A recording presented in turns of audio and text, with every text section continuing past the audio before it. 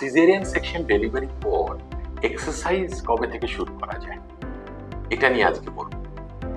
প্রেগন্যান্সিতে স্বভাবতই ওজন বেড়ে যায় প্রায় 10 থেকে 12 কেজি।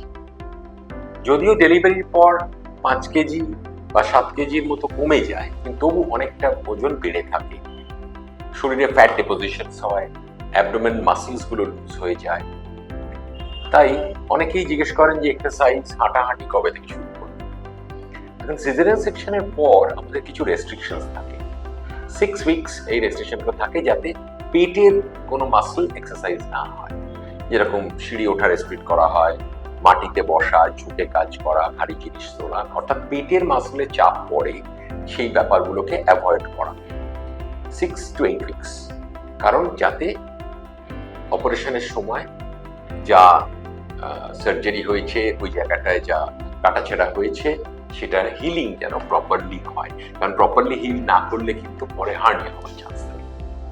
কিন্তু প্লেন সারফেসে হাঁটা চলা করতে তো কোনো অসুবিধা নেই, অর্থাৎ আমরা 4 to 6 উইকস পরে অবস্থা বুঝে প্লেন সারফেসে ওয়াক, মর্নিং বা ইভিনিং এ ওয়াক, সেরকমটা কিন্তু করাই যেতে পারে। এবার ধীরে ধীরে এক্সারসাইজটা শুরু করতে হবে। অন্তত অ্যাবডোমেন এক্সারসাইজ 6 মাসের আগে নয়, তার আগে নেক এক্সারসাইজ, লিম্ব এক্সারসাইজ, হাত পায়ের এক্সারসাইজ ইত্যাদি করা যেতে পারে। ওয়াকিং তো অবশ্যই করা যেতে পারে। তাহলে কিছু রেস্ট্রিকশন বজায় রেখে ধীরে ধীরে কিন্তু এক্সারসাইজের মধ্যে ফেরা যেতে পারে, যাতে বডি ওয়েট কমে, অ্যাবডোমিনাল মাসলে যে লুজনেস এসছে সেগুলো টাইটেন করা যেতে পারে এবং ওভারঅল ফিটনেস যাতে বেড়ে যায়। আর আরেকটা জিনিস আমরা রিকমেন্ড করব যে সিজারিয়ান সেকশন ডেলিভারির পর অ্যাবডোমিনাল বাইন্ডার ইউজ করা।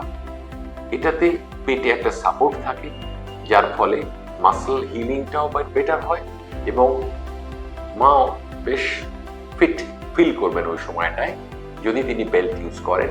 বেল্টটা আমরা ইউজুয়ালি যতটা তিনি পারবেন ততটা সময় পরে থাকা, অবশ্যই খুলবেন কখন, খাবার সময়, ঘুমোবার সময়, স্নান করার সময়। বাকি সময়টা যতটা সময় পারবেন এই বেল্ট ইউজ করা। অর্থাৎ এটা নয় যে সিজারিয়ান সেকশন ডেলিভারির পর যেহেতু পেটে একটা অপারেশন হয়েছে তাই একেবারেই ব্যায়াম করা যাবে না। নিশ্চয়ই করা যাবে, তবে ধীরে ধীরে ব্যায়ামটাকে বাড়াতে হবে।